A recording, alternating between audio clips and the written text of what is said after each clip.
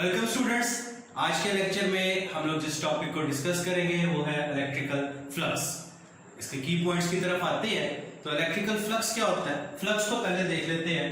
Flux का मतलब अगर हम लोग देखें तो फ्लक्स का मतलब होगा फ्लो, और अगर हम इलेक्ट्रिकल फ्लक्स की बात करें तो इलेक्ट्रिकल फ्लक्स का मतलब ये होता है कि अगर किसी जगह से, किसी सरफेस से, किसी भी चीज से अगर नंबर ऑफ लाइंस या electrical line of forces penetrate कर रही हैं, उसको क्रॉस करके गुजर रही हैं, उसके थ्रू गुजर रही हैं, तो इस कॉन्सेप्ट को हम क्या नाम देंगे कि ये क्या है, इलेक्ट्रिकल फ्लक्स है।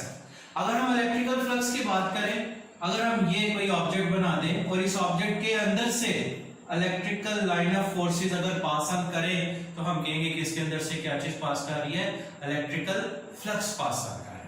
इलेक्ट्रिकल फ्लक्स का जो फॉर्मूला है वो फॉर्मूला ये होगा, phi is equal to E A cos of theta. ये बेसिकली इसका फॉर्मूला है। E इलेक्ट्रिकल इंटेंसिटी को रिप्रेजेंट करता है, A एरिया को, और थीटा किसके दरमियान एंगल होगा, थीटा जो एंगल होगा वो between the electrical field lines और वेक्टर एरिया।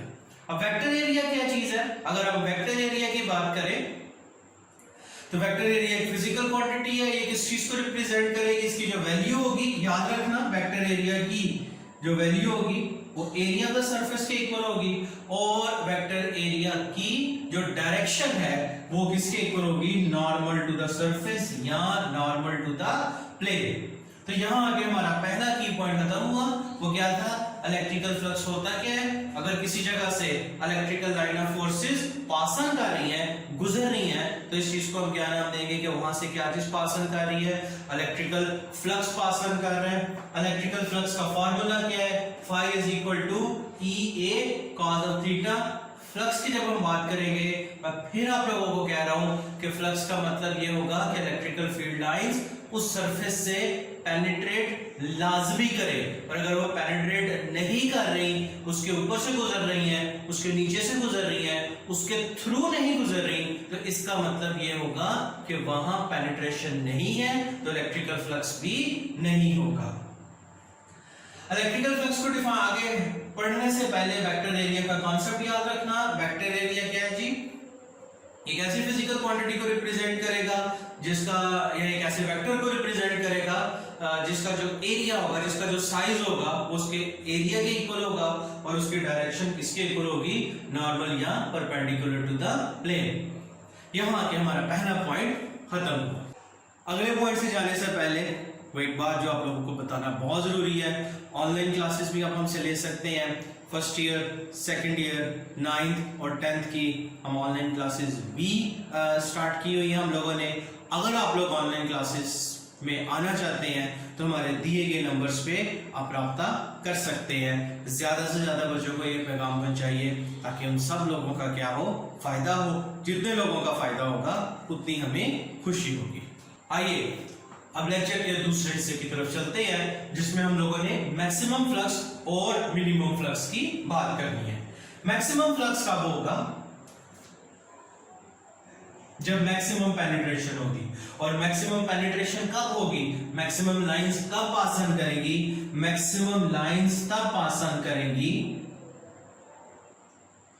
जब सरफेस एरिया या ऑब्जेक्ट या सरफेस इलेक्ट्रिकल फील्ड लाइंस के परपेंडिकुलर होगी और vector area electrical field lines के पैरेलल होगा। दोबारा एक दफा देख लीजिए, मैक्सिमम फ्लक्स कब होगा, मैक्सिमम फ्लक्स ये तब होगा जब पेनिट्रेशन मैक्सिमम होगी। पेनिट्रेशन मैक्सिमम कब होगी, जब जो सरफेस है वो इलेक्ट्रिकल फील्ड लाइंस के परपेंडिकुलर होगी और vector area electrical field lines के पैरेलल होगा। इस केस में जो फ्लक्स होगा वो मैक्सिमम होगा। अच्छा, मैक्सिमम फ्लक्स का फार्मूला क्या होगा, मैक्सिमम फ्लक्स का फार्मूला होगा E A, और इसके साथ एक छोटा सा परपेंडिकुलर का साइन लगा देते हैं। परपेंडिकुलर के साइन का मतलब क्या होगा, परपेंडिकुलर के साइन का मतलब ये है the surface area is held perpendicular to the field lines. और अगर हम इसमें एंगल की बात करें तो एंगल थीटा किसके इक्वल होगा, 0 डिग्री के इक्वल होगा। अब अगर हम नेक्स्ट पॉइंट की तरफ चले तो हमारा नेक्स्ट पॉइंट ये है कि फ्लक्स मिनिमम कब होगा। तो मिनिमम फ्लक्स कब होगा, जब इस एरिया में से कोई भी इलेक्ट्रिकल लाइन पास नहीं करेगी। इलेक्ट्रिकल लाइन पास ना करने का मतलब क्या है? इलेक्ट्रिकल लाइन या तो इसके ऊपर से पास कर जाएगी या इसके नीचे से पास कर जाएगी। इसके अंदर से कोई इलेक्ट्रिकल लाइन पास नहीं करेगी तो उसका भाई क्या हम कहेंगे?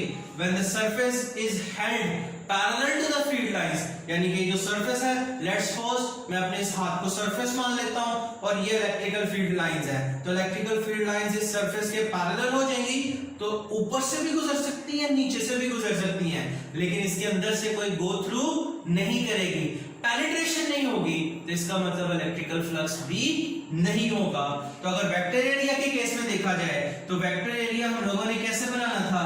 वेक्टर एरिया बनाने का तरीकेकार ये था कि हम एक वेक्टर ड्रॉ करते हैं जिस वेक्टर का साइज इसके एरिया के इक्वल होगा और उस वेक्टर की जो डायरेक्शन होगी वो नॉर्मल टू द प्लेन है। तो अगर हम वेक्टर एरिया के साथ इसका एंगल देखें, किसका? इलेक्ट्रिकल फील्ड लाइन का, तो एंगल किसके इक्वल आया? 90 डिग्री के इक्वल आया। तो जब मैं 90 डिग्री यहां पुट करूंगा तो फ्लक्स किसके इक्वल हो जाएगा? 0 के इक्वल हो जाएगा। तो इसका मतलब ये हुआ कि मिनिमम फ्लक्स कब होगा? जब एरिया पैरेलल होगा और vector area perpendicular. Maximum flux कब होगा? जब एरिया परपेंडिकुलर होगा और वेक्टर एरिया पैरेलल होगा।